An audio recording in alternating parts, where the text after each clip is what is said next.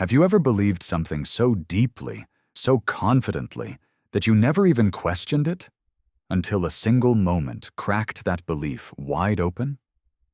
It is a strange kind of silence that follows such a realization. A silence that forces you to rethink everything you once assumed was true. And perhaps in that silence, you begin to see the world a little differently. For decades, a quiet insult has lingered in the global conversation. It slips into comments, jokes, stereotypes, always subtle, always persistent. You have probably heard it before. They don't really speak English. It's whispered as if the entire world nodded in agreement long ago, as if someone had carved it into stone, and no one dared to erase it, and yet here we are. Confronted with a twist so unexpected that even the people repeating those words cannot quite understand how it happened. Because somewhere across the vast stretch of the African continent, from Nairobi to Lagos, from Kigali to Accra, millions are adopting a particular style of speaking English. Not American, not British, not Australian, Filipino. Yes, the cadence, the warmth, the clarity, the gentle rise and fall of vowels, the Filipino way of speaking English has quietly begun shaping accents thousands of miles away. And the world, especially those who once dismissed the Philippines, is suddenly paying attention. What makes it even more astonishing is that one of Harvard's most respected linguistics professors once insisted that Filipino English was non-influential, globally. He said it publicly, almost proudly. And yet, just months later, even he had to admit he was wrong. Because the story you are about to hear did not begin in Cambridge or Manila. It began in a dusty classroom in Kampala, Uganda, where a shy, soft-spoken young teacher named Ayo struggled every single day to help his students understand him. He spoke English fluently. He had studied hard, sacrificed much, but he felt invisible. His voice carried weight at home, yet somehow, whenever he spoke English, people dismissed him. Others mocked him, saying he sounded too local, too heavy, too different. Have you ever felt unheard even when your voice was clear? Have you ever felt overlooked not because of what you said, but because of how you said it? For Ayo, that was his daily reality. He came from a family that had lost almost everything during a conflict years earlier. Food had been scarce, medical help was a luxury, schooling was a privilege. But he pushed forward, believing that English was his path out of hardship, his bridge to the world. And yet here he was, years later, watching his students mimic American YouTubers, British vloggers, Nigerian stars, everyone except him. They laughed when he tried to sound more international, and even he felt the weight of that mockery.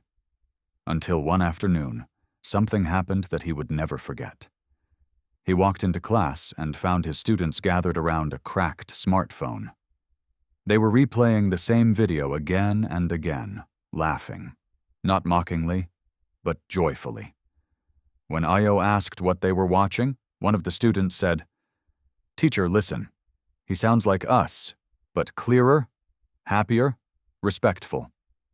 On the tiny screen was a Filipino call center trainer, speaking English with that familiar warmth, light, rhythmic, welcoming. And something about it struck Ayo like a sudden gust of wind. It was English, but it wasn't rigid. It wasn't cold. It wasn't pretending to be American or British. It was simply human. "What if we spoke like that?" a student asked. Ayo laughed at first, assuming it was just a passing interest.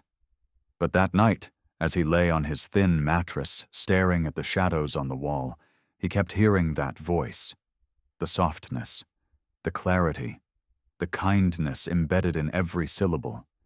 And a strange question formed inside him, one he was almost embarrassed to ask himself. Why did Filipinos speak English that way? And why did it feel so effortlessly comforting? He had never been to the Philippines, never met a Filipino, never imagined that one day this country, far across the ocean, might completely reshape his life. But the seed was planted, and in the days that followed, it grew, because students kept asking him to teach them how to speak like the Filipinos. They loved the sound. They loved the confidence. They loved how respectful it felt. And Ayo, without knowing it yet, was standing at the doorway of a journey that would challenge his beliefs, reshape his identity, and eventually lead him straight to a place he once knew nothing about: the Philippines. He just did not know it yet. Ayo had always believed that if he worked hard enough, life would eventually reward him. It was a quiet belief, born from his mother's voice whispering prayers over him when he was sick as a child, holding his hand while she promised him that God saw everything, even the pain they could not describe. But by the time he became a young man, the world had shown him a different truth. Hard work did not always bring fairness. Some illnesses remained untreated simply because the nearest clinic was too far. Some dreams faded because hunger demanded more immediate attention. And some futures collapsed before they ever had the chance to rise.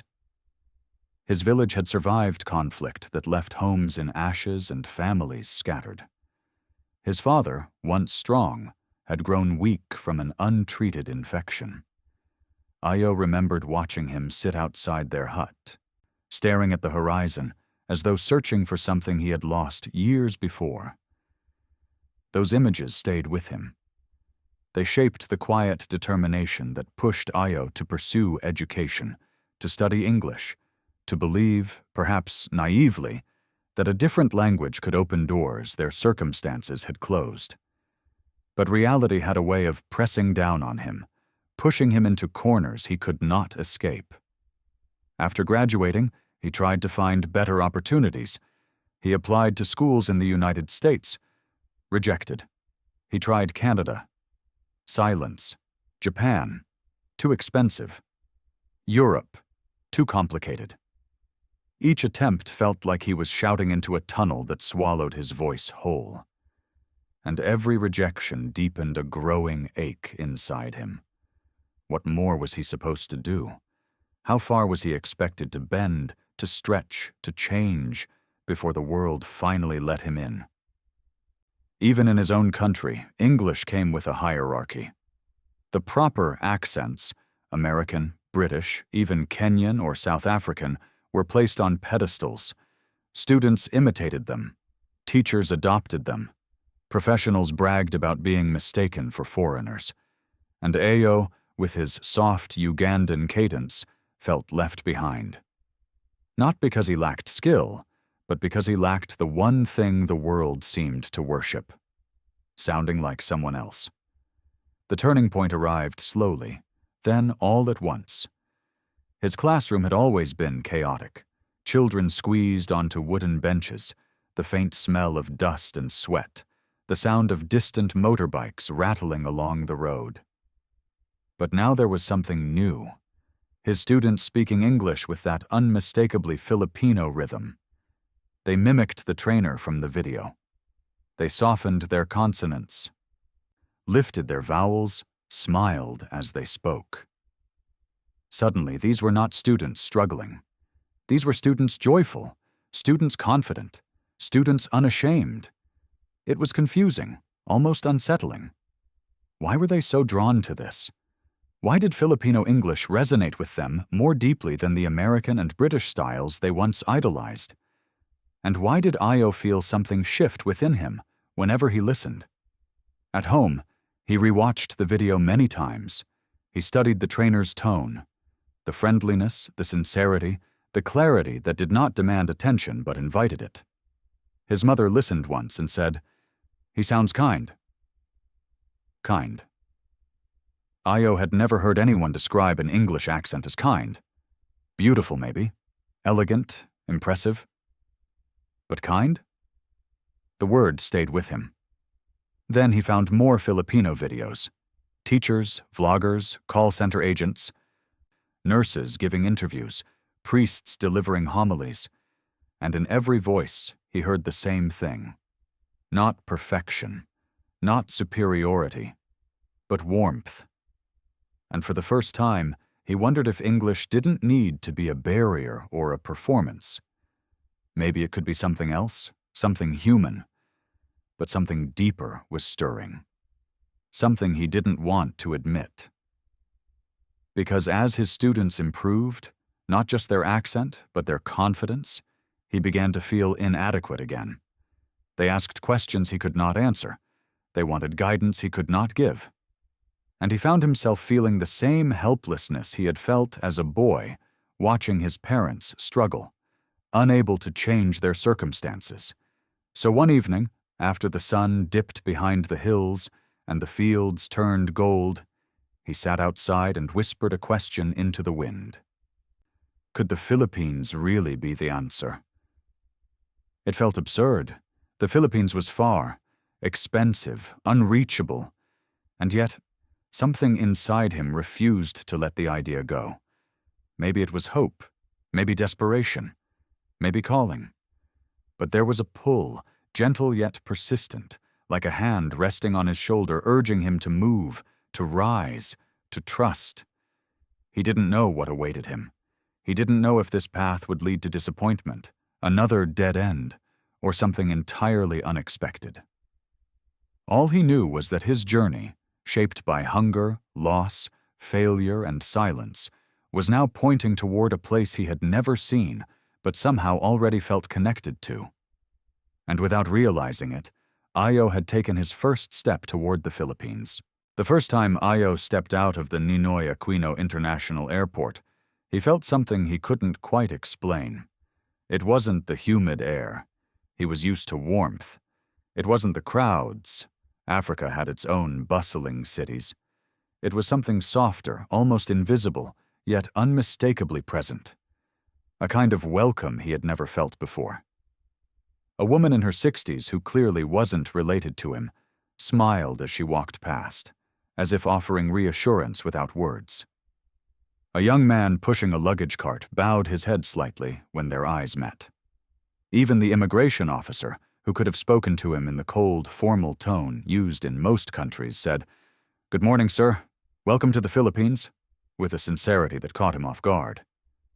He didn't know it then, but this was the beginning of the shift. Not just in his journey, but in his heart. He had come to the Philippines through a small teacher training program in Manila that offered scholarships to foreign educators. It was a risk. It cost most of his savings.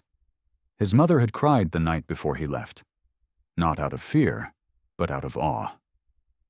She told him she dreamed she saw a small candle lighting up a dark room, and she believed that meant God was opening a path for him.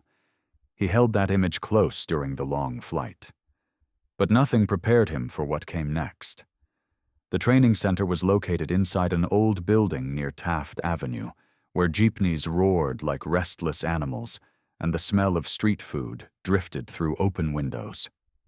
On his first day, he entered the classroom filled with Filipino teachers, men and women who looked at him with curiosity, then immediately with warmth. No judgment. No suspicion. Just a simple excitement that he was there. A woman named Ruth, sharp-eyed but gentle in her gestures, introduced herself as the lead trainer. When she spoke, her English carried that familiar Filipino melody he had heard on the videos. But hearing it in person was different. There was a sincerity, a kindness, a clarity that felt almost spiritual. She greeted him with, "Welcome, Ayo. You must be tired from your long journey. Sit, relax. We're happy you're here." Happy you're here. Not follow the rules. Not please sign these papers. Not we will begin shortly. Happy you're here. Something in him loosened. Something that had been tight for years. As the weeks unfolded, Ayo found himself noticing the smallest things that felt strangely profound. A janitor humming a Christian hymn while sweeping the hallway. A group of students praying before their exam, hands lightly touching each other's shoulders, Teachers sharing snacks as if everyone in the room was family. There was no performance, no need to sound important, no competition to appear superior. Language here felt like a bridge, not a wall. And Filipino English, far from the stereotype of being lesser, had a rhythm that made people lean in, not turn away. One afternoon, during a voice coaching session, Ruth played a recording of a Filipino call center agent handling a difficult customer. The agent's voice stayed gentle, steady, patient beyond reason. When the call ended, Ruth turned to the class and said, "This is our strength. We speak to understand, not to conquer." The words struck Ayo deeply. Speak to understand, not to conquer. He had never heard English described that way. Never imagined that warmth could be a linguistic strength. Whenever he walked outside after class, he heard English everywhere, mixed with Tagalog, Cebuano, Ilocano, Kapampangan, but always carrying that same softness. Even children playing in the street shouted English phrases with the same joyous rhythm. It was in those moments that Ayo's view of the world began to tilt. For years he had chased the approval of standard English. For years he believed that power came from mimicking the accents of the West. But here, in this noisy, warm, faith-filled archipelago, he realized something radical. Filipinos were not trying to sound like anyone else. They had shaped English to fit their soul. And that soul, gentle, resilient, compassionate, was precisely what millions across Africa were longing for without knowing it. One evening, as he sat outside the dormitory watching jeepneys glow under the orange sunset, he felt tears rise unexpectedly. Not from sadness, but from a strange sense of being seen, understood, accepted. The Philippines wasn't telling him to be different. It wasn't asking him to erase his roots. It wasn't mocking his accent. It was inviting him to belong. And in that quiet Manila sunset, Ayo realized a truth he had spent his entire life searching for. He had not come to the Philippines to escape his homeland. He had come here to discover his voice. Life in the Philippines did not transform Ayo through grand events or dramatic encounters. It happened slowly, almost imperceptibly at first, through countless small moments that touched him in ways he never expected. The kind of moments people forget to mention when they describe a country, but that remain etched forever in the heart of the one who experiences them. He would wake each morning to the sound of church bells echoing across the neighborhood, mingling with the calls of street vendors and the laughter of children running between narrow alleys. Manila, for all its noise and chaos, held a rhythm that felt alive, almost prayerful. It wasn't the silence of his village, nor the rigid efficiency he had envied in videos of Western cities. It was something human, something warm, something that made the soul breathe again.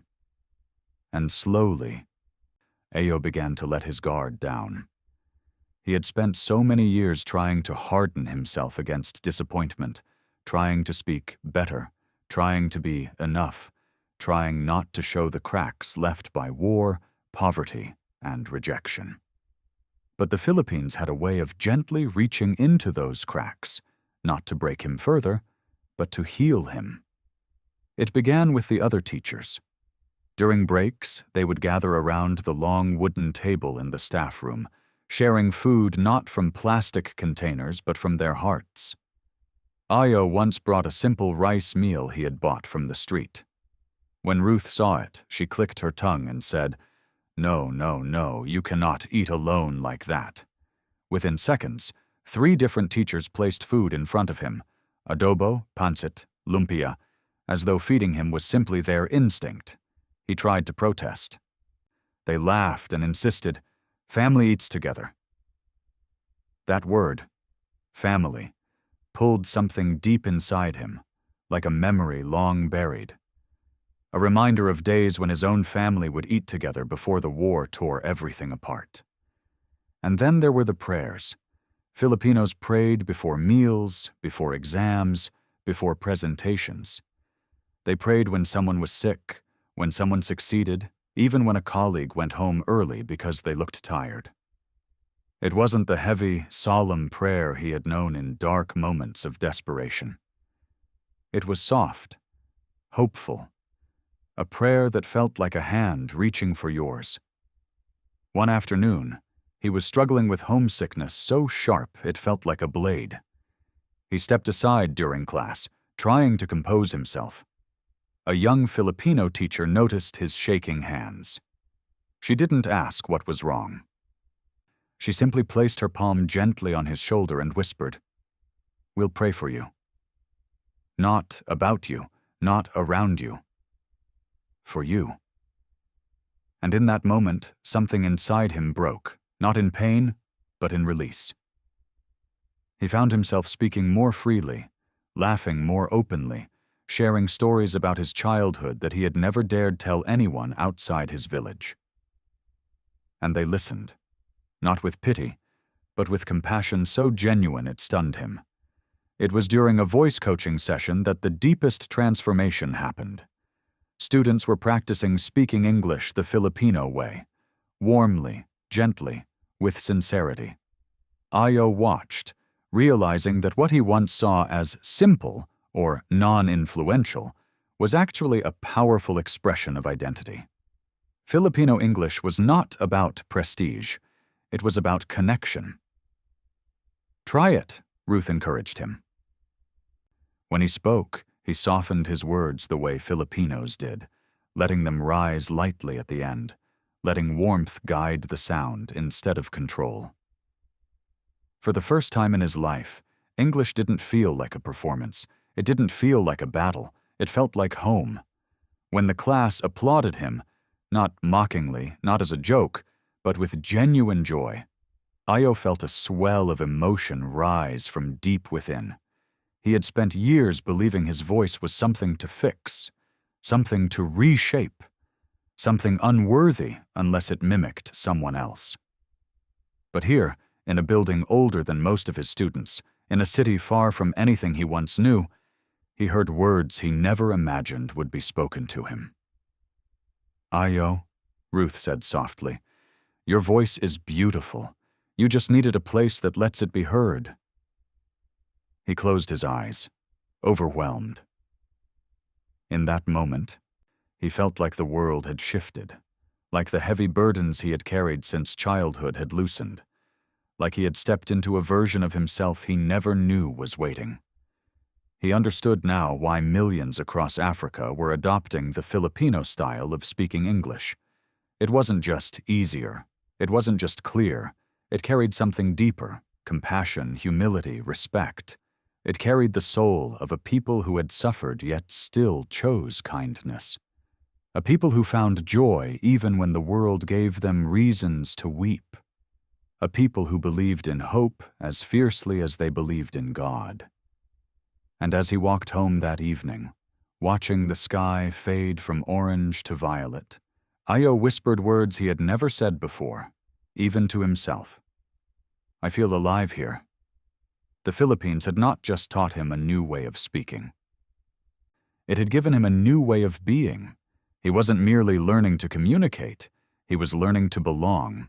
Ayo realized his life had changed only when he returned to his dorm one quiet evening and caught himself humming a Filipino worship song he had first heard on a jeepney radio. The melody flowed out of him so naturally that he stopped mid-step, almost startled. He sat on the edge of his bed, listening to the echo of his own voice, and he understood something profound. The Philippines had become more than a country he visited. It had become a place that restored what the world had slowly taken from him. His mother's candle, her dream that God would light a way for him, suddenly made sense. Because here, thousands of miles from the red soil of Uganda, he found a flame bright enough to illuminate the parts of his heart that had grown cold from years of disappointment. In the final weeks of his training program, he noticed his entire demeanor had changed. His shoulders no longer curled inward. His voice no longer trembled when speaking to strangers. His laugh came more easily, unrestrained, sincere. He carried himself with a quiet confidence that had nothing to do with accents or achievements and everything to do with being accepted, not for how he sounded, but for who he was. One day, after conducting a mock teaching demonstration, his classmates gathered around him, congratulating him as though he had won something far greater than an evaluation. One of them, a soft-spoken man from Quezon, told him, "Your English. It feels gentle, like Filipino English. You speak with care." Care. A word he had never associated with language before. When he asked Ruth what she thought, she smiled in that knowing way of hers and said, "Your voice is no longer hiding, Ayo. It is finally free." He walked home, deeply moved, thinking about how many years he had spent trying to force his voice into shapes that didn't belong to him. But here in the Philippines, surrounded by people who prayed for him, fed him, laughed with him, and believed in him, he finally learned to use his voice without fear. It was then, in that quiet revelation, that he understood why millions across Africa were unintentionally adopting the Filipino style of speaking English. It wasn't only because Filipino English was easier. It wasn't only because the Philippines had become the backbone of the world's call centers, creating accents that millions heard daily.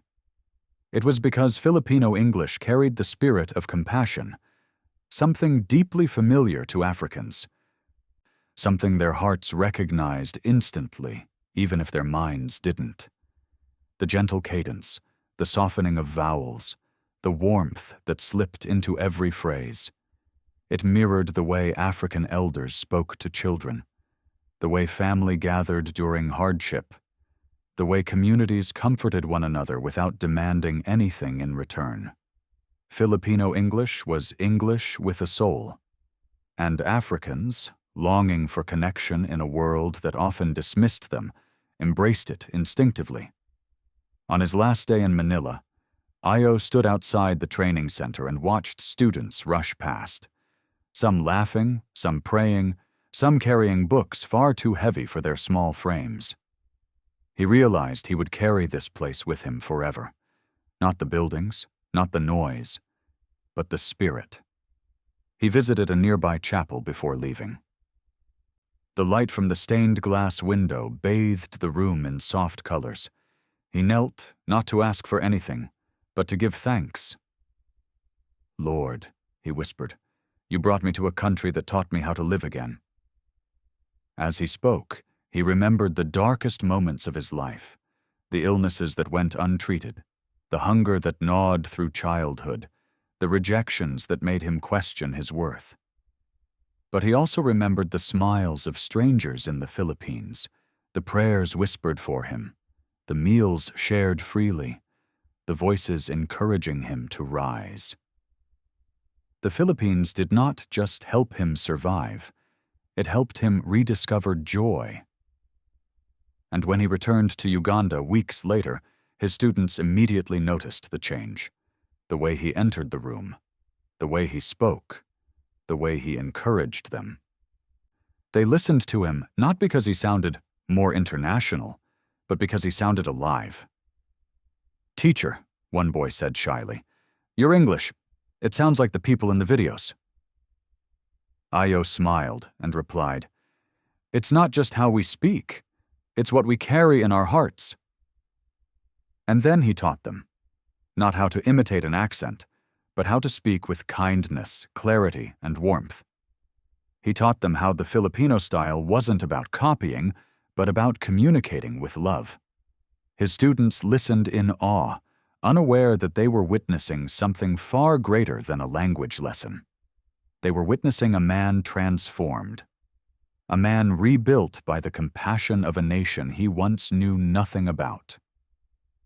In a world that often celebrates power and prestige, the Philippines stands as proof that true influence comes from humility, faith, and the simple courage to be kind. This is the legacy millions are adopting without even realizing it. Not the accent, not the style, but the spirit of the Filipino soul. Ayo carried that spirit home. And through him, through his students, through countless others across the African continent, the Philippines continues to touch lives far beyond its shores. One gentle word, one warm voice, one restored heart at a time.